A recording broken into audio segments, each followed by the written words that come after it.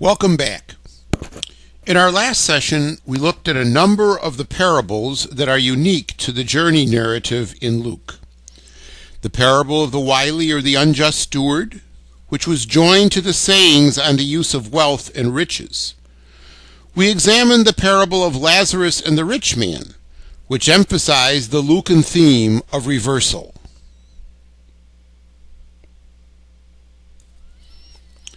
In the current session, we begin with some sayings of Jesus on temptation, faith, and service.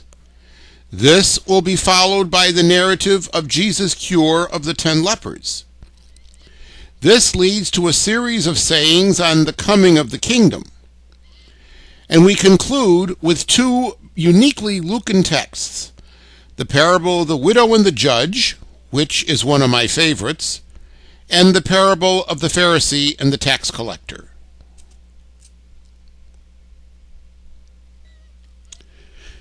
The text of Luke now moves to practical points. How should we understand ourselves and act in light of the demands of the kingdom of God?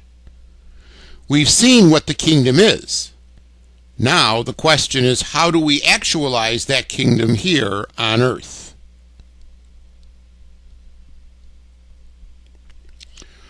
Once again, the addressees of Jesus' teaching changes, this time from the Pharisees to the disciples. He tells them that they're not to cause others to stumble, while at the same time having an infinite capacity for forgiveness. Jesus begins with a well-known fact. It is impossible for temptation, skandalon, not to come. The word skandalon at its root means a trap, meant to ensnare someone. From there, it acquires the meaning of a stumbling block or occasion of sin, and from there, temptation. Such things, then, are a part of life. They can't be avoided. What needs to be avoided is acting in such a way that one entraps another and leads them to sin. We cannot avoid occasions of sin, but we cannot be occasions of sin either. In a rather graphic example, Jesus says, "It will be better if a millstone were hung around one's neck and he cast into the sea, than he should cause one of these little ones to sin."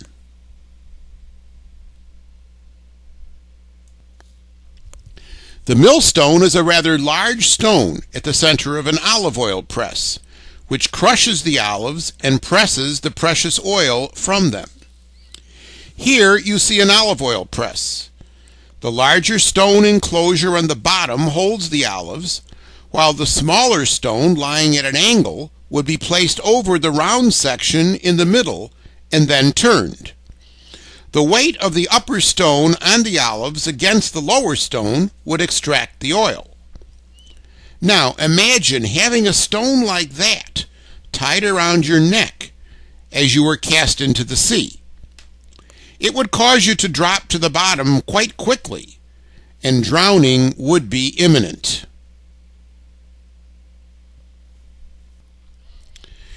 Jesus says that would be a better fate for those who lead the little ones, the lowly and the vulnerable, astray. So what then should we do?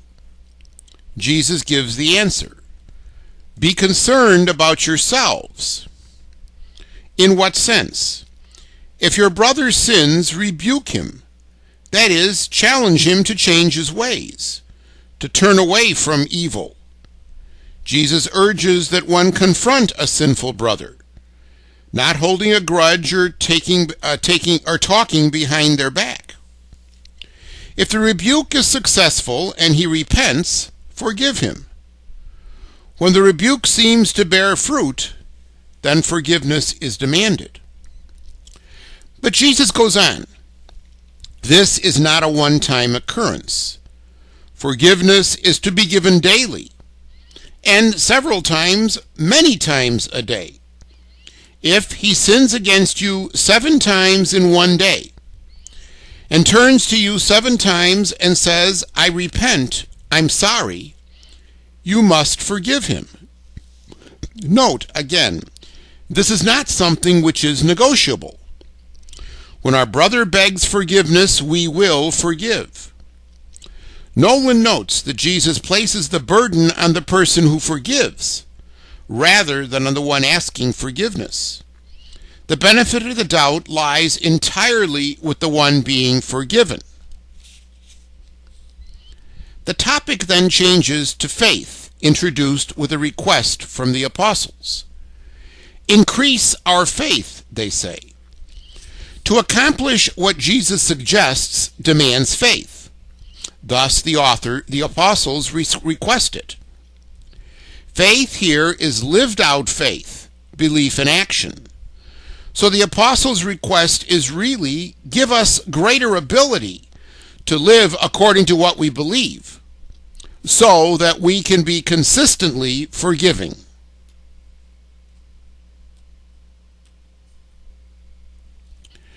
Jesus' response shows that it's not an increase in faith that is required.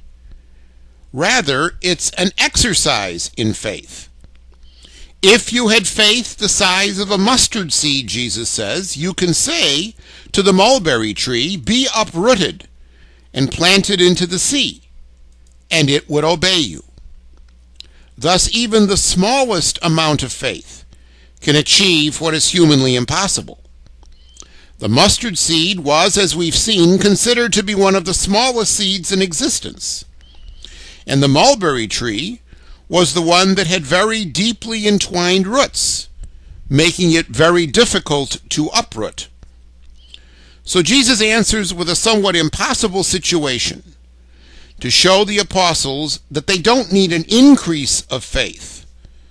Their faith is sufficient.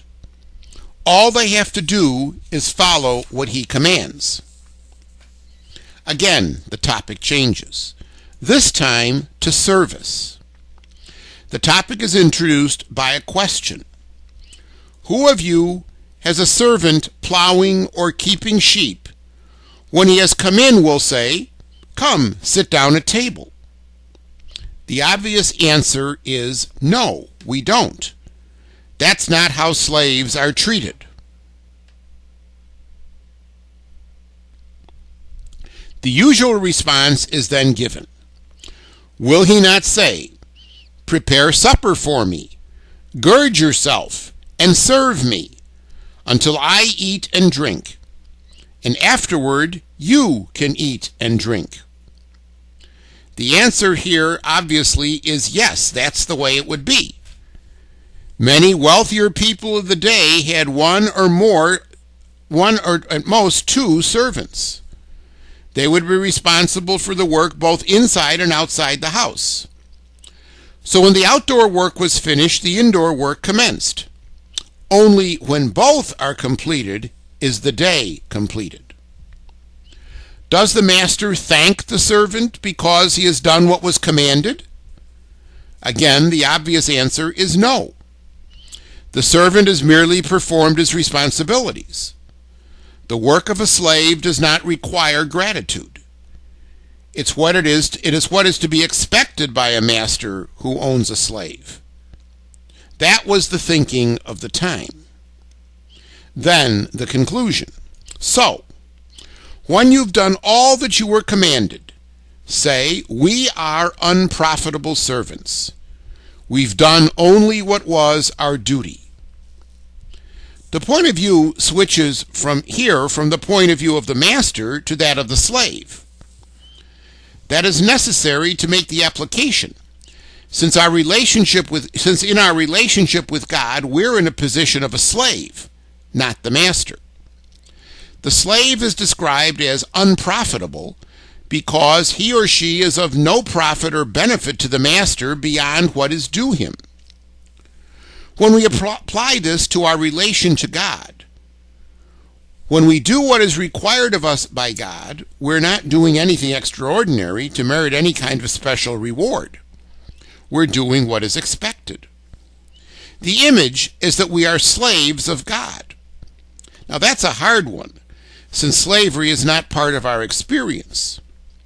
The rabbis, however, caught the idea well.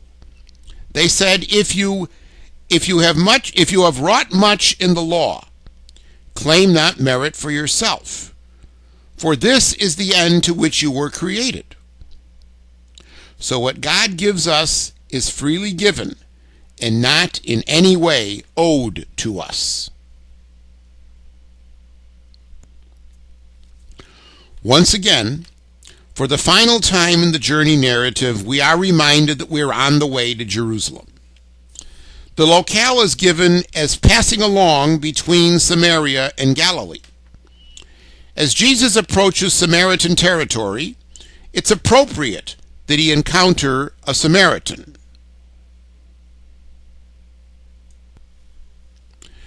This map shows the Holy Land at the time of Jesus. The yellow area in the center to the top is the region of Galilee, which, as you may recall from session 4, was under the rule of Herod Antipas. The green section right below it is the region of Samaria in Judea, which was under the rule of Archelaus and later the Roman procurators. Samaria is the northern section of that region. So this narrative takes place near the boundary between the yellow and the green sections on the map. As Jesus enters the village, he is immediately met by 10 lepers. They are to dwell alone outside the camp or village, lest they defile those in the camp or village. Leviticus 13:46 and Numbers 5:2-3. Thus, they met Jesus while he's still outside the village. Again, in accordance with Jewish law, they stand at a distance. They raise their voices, that is, they speak in a loud voice. Jesus, Master, have mercy on us. Normally, the mercy that they request would be alms of some sort, to be used for sustenance. But with Jesus, they seek more. They seek to be healed of their malady. And he's done that before. Jesus' response is quick. He sees them and tells them, "Go, show yourselves to the priests." That is the requirement of a leper who has been cleansed according to Leviticus 14:1-3.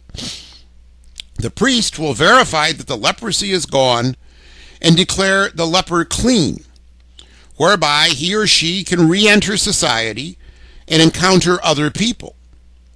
Here Jesus tells them to do that before there has been any cleansing. They must trust in Jesus and go to the priest with the disease still ravaging their bodies. So they do what he told them and begin their journey to the priest. As they're traveling, they're cleansed. Jesus has acted with mercy on their behalf. Not quite understanding why they're going to the priest, they, trusting Jesus, go. And in that act, they're cleansed. They're healed. The focus of the story moves from the 10 to 1, whom we're told saw that he was healed. He turns back. Hypoestrepsen. This verb has the basic connotation of return, but it can also have the connotation of turning back to God or repentance. As he returns, he praises God with a loud voice, realizing that his cure has been at the hands of God. Upon reaching Jesus, he falls at his feet as a sign of his homage and giving thanks. There's a beautiful Christological statement here. This man recognizes Jesus as more than a mere human being. He sees him as God. Curiously, this is the only time in the Gospels that someone thanks Jesus for anything. Finally, Luke notes that this gentleman was a Samaritan. This is the second time that Jesus throws such a zinger at his listeners. Remember, in chapter 10, the man who cared for the person who fell among robbers on the Jericho road was also a Samaritan. Now, this thankful ex-leper is a Samaritan. That fact must have really irked Jewish hearers, since they thought that Samaritans were worse than the scum of the earth. Yet here Jesus shows that God's mercy extends even to them. For us, it reminds us that we cannot limit the action of God. God acts where God wills and for whomever he wants. Jesus' response brings the narrative back to the original focus of the 10 lepers. Jesus asks, were not 10 cleansed? So where are the other 9? Was no one found to return and give praise to God except this foreigner? The implication of Jesus' final question is that the other 9 were not foreigners. That is, they were Jews. They did not see fit to come back and thank Jesus. Only the foreigner, the Samaritan, did. Once again, Jesus turns to the cured Samaritan to say, "Rise and go your way. Your faith has made you well." This has come to be a rather typical closing to miracle stories. It's the faith and trust that Jesus could be of help to the person that has made them well through the action of God. But the verb save has even deeper implications. As with the adulterous woman in chapter 7 and the woman with a hemorrhage in chapter 8, their faith has released them from evil so that they may embrace the message of Jesus and enter into the kingdom of God. Noland summarizes it well. In all 3 cases, salvific faith presupposes the salvific activity of God, operative in Jesus. But it also includes essentially the grateful praise of God and the turning of a human being toward Jesus. This unit prompts 2 reflections for us. First, how have I experienced the saving power of faith in Jesus? And second, how have I been thankful for those great actions of God in my life?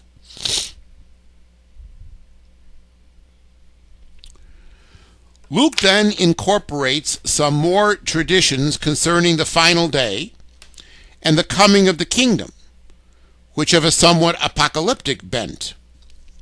Following those, we move to one of my favorite texts in the Gospel of Luke, the parable of the widow and the judge. In typical style, Luke introduces the parable with a short sentence leading us to see how he wants us to interpret it. The parable is told, as Luke says, to the effect that they, the disciples, ought to pray and not lose heart. It is thus to be read in light of persistence in prayer, somewhat akin to the story of the friend at midnight in chapter 11 that we saw earlier. When prayer is not answered with speed in their time, they're not to be discouraged, but rather continue to pray. A good lesson for us.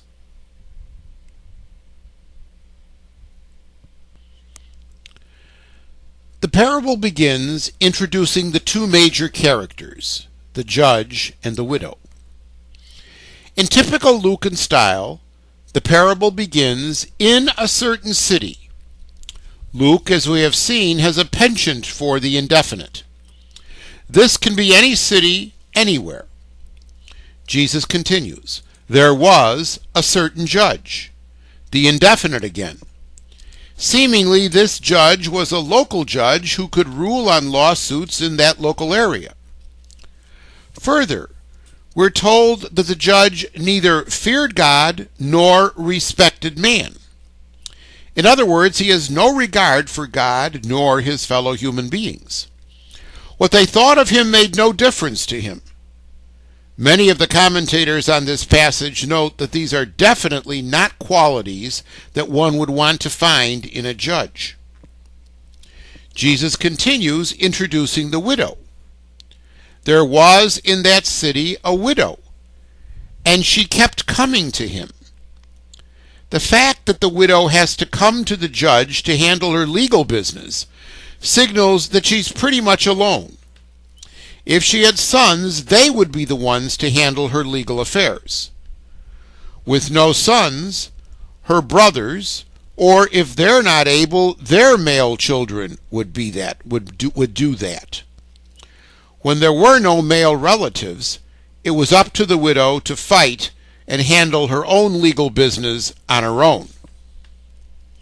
However, a judge will not have much use for a woman in his courtroom, and that seems to be the case, since this widow keeps coming to the judge.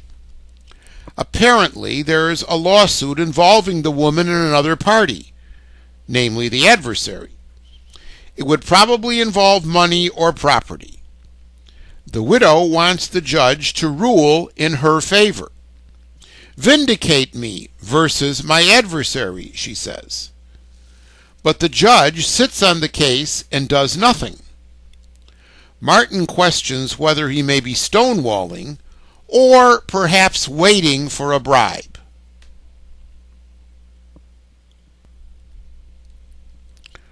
Her constant coming back begins to wear the judge down. He knows his reputation, that he fears neither God nor man. However, this widow is beginning to bother him by her persistence. As a result, he will rule in her favor, just to put an end to her constant, persistent requests. But the judge continues, or she'll wear me out by her continual coming. A few interesting points about this statement. First, the judge fears neither God nor man, but he seems to be getting quite concerned about this woman. Second, the word that is translated wear me out does not really do justice to the Greek. Another translation is she will do me bodily harm. That's a little better. Here's one place where the Greek opens a whole new viewpoint on the text. The Greek verb used is hupopiazo, which is a boxing term. It relates to the right or the left uppercut, which can result in a blow beneath the eye, or even give a black eye to someone. So, the picture is the judge, who cares about no one, is beginning to be afraid of this little widow who he fears will haul off and sock him if he doesn't do what she wants. To me, that's a wonderful image. In fact, this cartoon captures a bit of the meaning of the parable.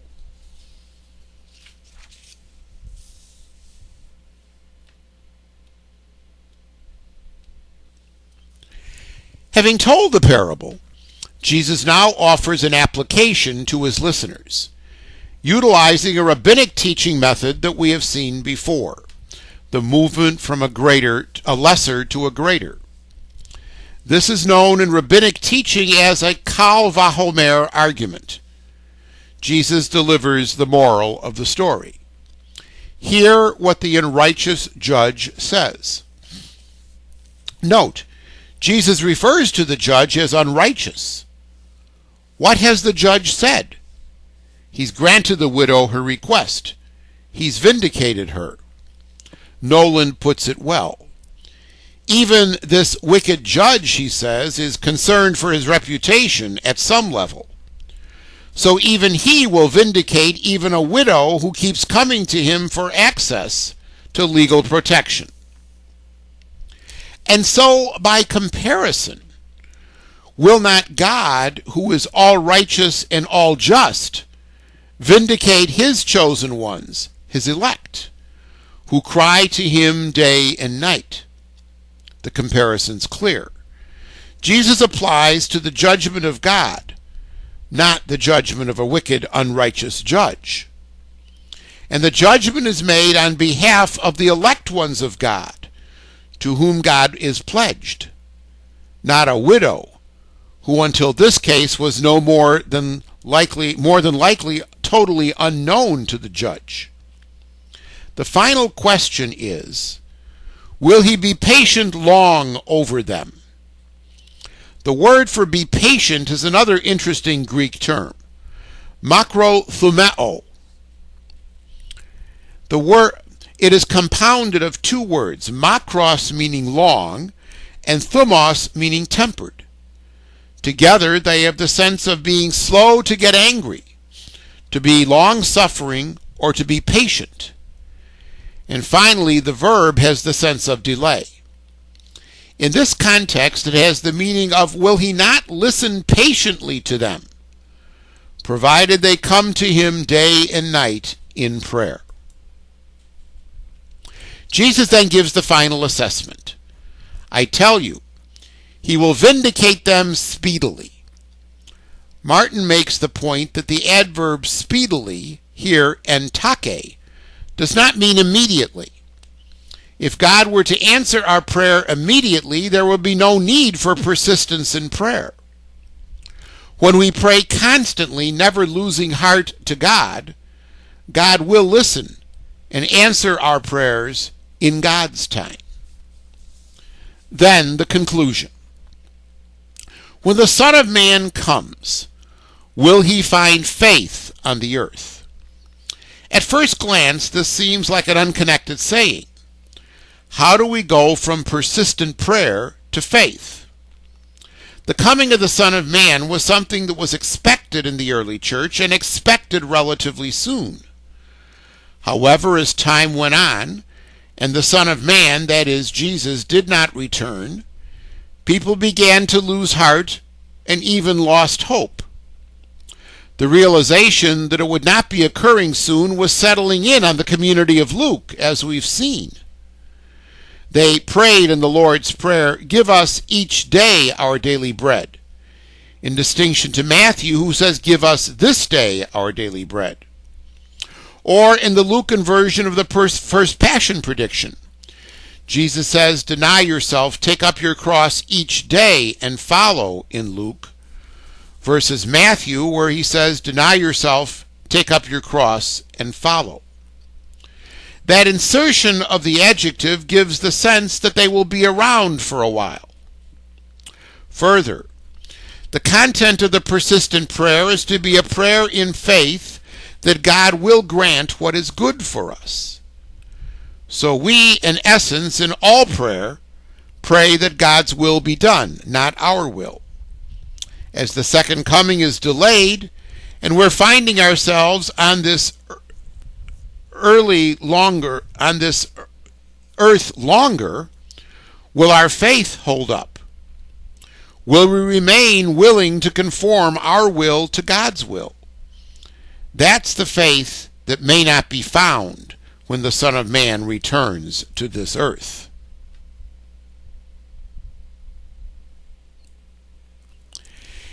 Having reiterated the necessity of persistence in prayer in the parable of the widow and the judge, Jesus now tells another parable, this time about two men who went to the temple to pray.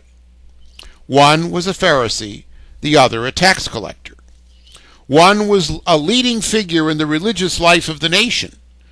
The other was a sinner and member of the class that was despised. Whose prayer will God hear?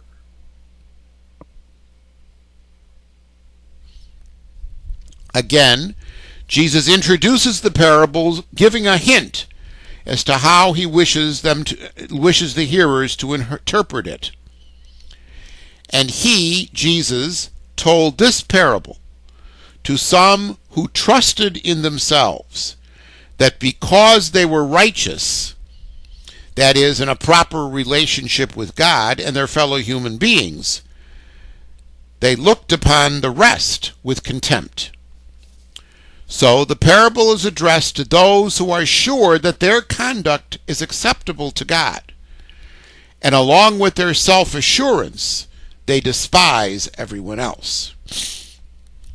Then the two main characters of the parable are introduced. Two men went up to the temple to pray. One a Pharisee, the other a tax collector. From what's been said, The expectation is that the hearers of this parable would favor the Pharisee and look negatively on the tax collector, because they represent two ends of the religious spectrum.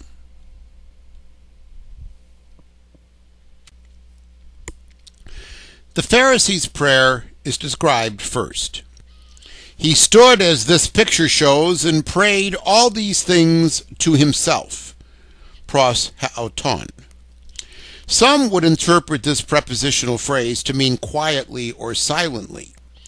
But given the tenor of the prayer, I think it means he prayed to himself, because, as we shall see, his prayer is totally about him. He begins, "O God, I thank you that I am not like other men." See, about himself. This Pharisee views himself as different from the rest of humanity. He then goes on to explain that difference, first in negative terms and then in positive terms. He's not a swindler or extortioner. He's not unjust. He's not an adulterer. And he saves the best to last. He's not like that tax collector. So the Pharisee is aware of the tax collector's presence in the temple with him. From this prayer, we can see the Pharisee's opinion of the rest of humanity. But then he goes on to extol his own works. "I fast twice a week. I give tithes on all that I get." Martin describes the Pharisee well. He's proud of his religious achievements, of his fasting, his tithing, more than was required even. He's satisfied with himself and thanks God for who he is. He doesn't ask God for anything. It's this last statement of Martin's description that's telling. The Pharisee's not wanting. He's self-sufficient. He's self-righteous. He tells God how good he is, but also implies that goodness is his own doing, and thus he has no need for God. Others brand him a hypocrite who has an outer righteousness, but no real faith in God. Having presented the Pharisee's prayer, Jesus now turns to the tax collector's prayer. We would expect that the tax collector's prayer would be quite different from the Pharisee's, since he is, after all, a part of the rest of humanity. From the very outset, this presumption is correct. The tax collector stands afar off and does not even want to raise his eyes toward heaven. So both his location in the temple and his posture speak of his unworthiness contra the Pharisee. Further, he beats his breast.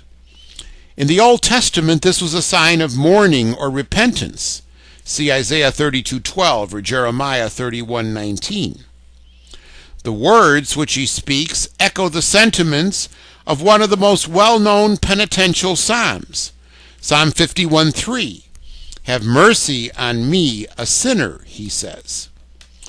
Where the Pharisee extolled his virtues, the tax collector throws himself on the mercy of God, knowing that he's missed the mark, knowing that he's a sinner. To put it simply, he knows his need for God, and he expresses it. Jesus then concludes the parable with a rather striking statement beginning with the introduction, "I say to you." That usually signifies a rather significant statement is coming. And that statement is, "This man," the tax collector, "went down to his house justified, rather than the other."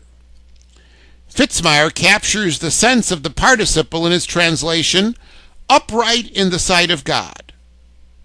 Fitzmyer adds, "The decisive thing is not the past record, whether good or bad, but the decisive thing is the present attitude one has toward God."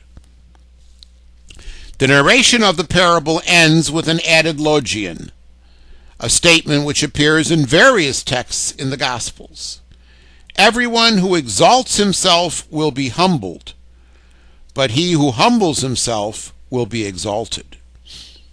In fact, we have seen this statement already in the Gospel of Luke at 14:11.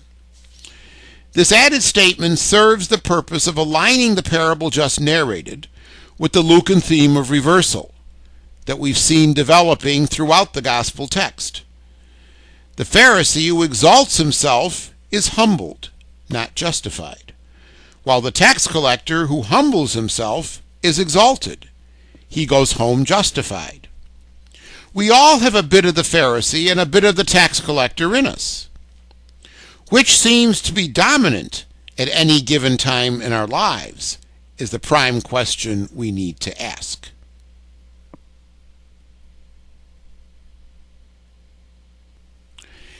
In our next session, we'll continue looking at Luke 18 with the encounter of Jesus and the rich ruler, which will be followed by the third and final prediction of the Passion and the healing of the blind beggar outside of Jericho.